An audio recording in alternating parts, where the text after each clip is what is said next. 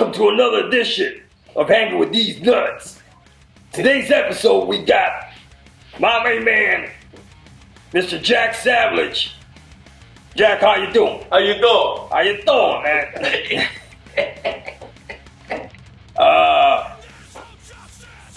First question, we have 5 questions for Mr. Sabolich. Some are serious and some are, like off the chain, the chain. Yeah. So, first question, who's your biggest influence musically? My biggest music influences are Black Sabbath, Slayer, Pantera, Motown, everything from Motown and Frankie Valli and Bad Company, all the way up to Napalm Death and, extreme heavy metal. Yeah, great. Right on. Second question, how did these musical influences inspire you on the upcoming Dead Earth album? Well, listen, I had a conversation with Buck Nasty, and I was... Buck Nasty, that's my nigga. Motherfucker.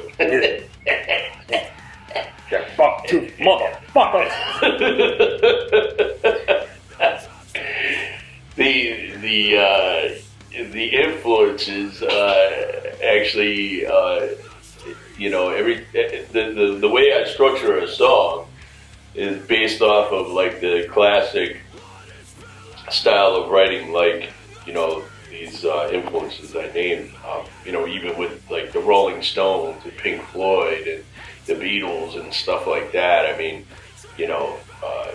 basically you have your verse, your chorus, repeating chorus, and so it's basically taking new style or adding old style to the new form of music.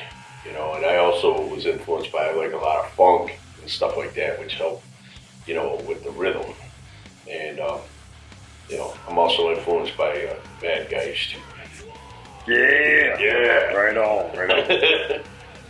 Alright, so what previous bands were you in? Well, I was in At No End, Hemi Devils, and now Dead Earth. Alrighty. And any funny tour stories that you have for us? Yeah, there was this one story where we were traveling to Minneapolis, Minnesota, and there was two cars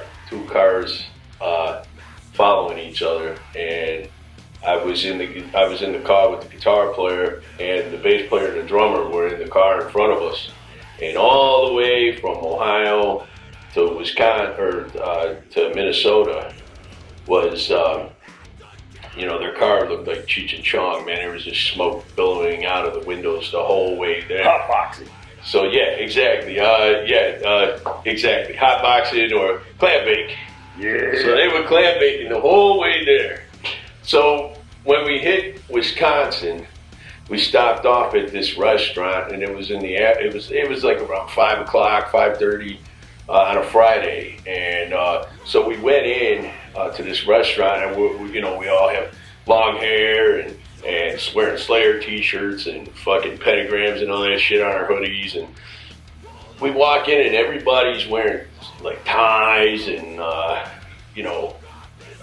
dressed up, and the bass player looks at the drummer and they were baked, man. Well, the bass player was really baked, and he looks at the drummer and he goes, "Hey man, why is everybody so uptight, man?" He's like, "Dude, we're in the middle of the fucking Bible Belt, man. Just be cool." So we sat down and everybody, all eyes were on us. And so the guy, the bass player who said, who asked the question about why everybody was so uptight, ordered like an open-faced roast beef. I mean, it was just big fucking plate of roast beef and gravy. Okay, and he's over there like shoveling this shit down his gullet, and the gravy's just running down his fucking beard. Glistening. Yeah, and So the drummer looks at him, and everybody in the fucking restaurant is watching us, you know. And so the drummer looks over at him, and he's like, "God damn it, man!" He goes, "This is like fucking eating next to a homeless guy." So we had to hurry up and kind of get the fuck out of there, man, because it was getting quite uncomfortable. And so we get to Minneapolis, and we were staying at this hotel where they were having a Crypticon. It was a horror convention, and so it was actually pretty cool, man, because there was like a ton of cool actors and stuff that we were hanging out with that night. And so the next day, our bass player wakes up and smokes some more. And we went to this mall that was in downtown Minneapolis, and he goes up with we went to this ice cream place, where you build your own fucking, you know, cone of ice cream and all this shit. So he's standing in line. There's fucking moms with their kids, you know, and they're all fucking waiting and shit. And the bass player's just staring at the menu, and we're like, "Come on, man, hurry the fuck up, man. We got a whole line here, you know." And so finally he goes, "I'll take us 2 scoops." And so the girl who's working the counter was like fucking totally frustrated and was like, you know, hands him the scoop and all the shit that he wanted on top of it. So he grabs the cup like this, and he's like, "Doesn't appear to be that much in there. Throw some more on top." So she throws more shit on top. We go sit down. He takes maybe 2 bites out of it and throws it in the fucking trash. And yeah, it was just, that was the kind of weekend we had, man. It was quite an enjoyable weekend. It was pretty fucking funny. Awesome, good time. Good times. Alright, next question. What musical gear did you use when recording the new Dead Earth album? I recorded at Curran Studio, so he's got one of them real expensive mics. I'm not sure the kind of microphone we used to record the vocals, but one thing I'll say about Curran Murphy is Curran's very, very good at recording my style of vocals.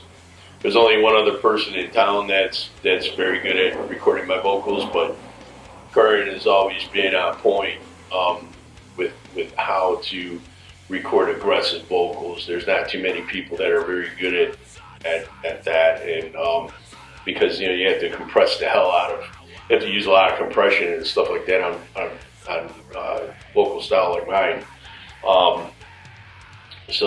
But I do have a funny story about the microphone that Curran uses, and it's a very, very expensive microphone. We were doing the At No End CD a long time ago, Urban Holocaust, and we had James Bullock from Ringworm come in and sing a song on that album with us, and he blew the diaphragm out of the fucking mic because of how powerful his vocal style is. So that was actually pretty fucking funny. But I'm not sure what kind of mic he used. Alrighty. And shout out to Curran Murphy. Bad motherfucker. Bad motherfucker. Next question. And last question. Since we are in the month of October, what is your favorite horror movie and why? There's 2 that are tied. One is The Exorcist. 2 is Dawn of the Dead, the original. And the reason being, I love a lot of the 70s horror movies because they have the makeup effects were awesome, and you had to like recreate that shit for real. The makeup artists like Tom Savini and stuff are still amazing, and you didn't have all that CGI bullshit. CGI to me kills a fucking horror movie, and it's not even worth my time watching. That's why I still, you know, turn on the old 70s and 80s horror movies. I mean, if you look at American Werewolf in London. The makeup in that movie is just fucking amazing. And then, of course, The Exorcist. And I heard that they're going to try to remake The Exorcist, which I hope not, because, you know, you cannot, you just can't remake that movie. It was perfect, you know, as it is. So, and that's all I got, man. Awesome. Well, thank you, Jack, for having us. I mean, for the interview. And as always, on behalf of Jack Sabolich and Hang With These Nuts, These nuts! I'm Lawrence Taylor. Later, bitches. When there's no justice, there's no peace. People marching in the streets. We the nation have had enough. For all of us there is no truth.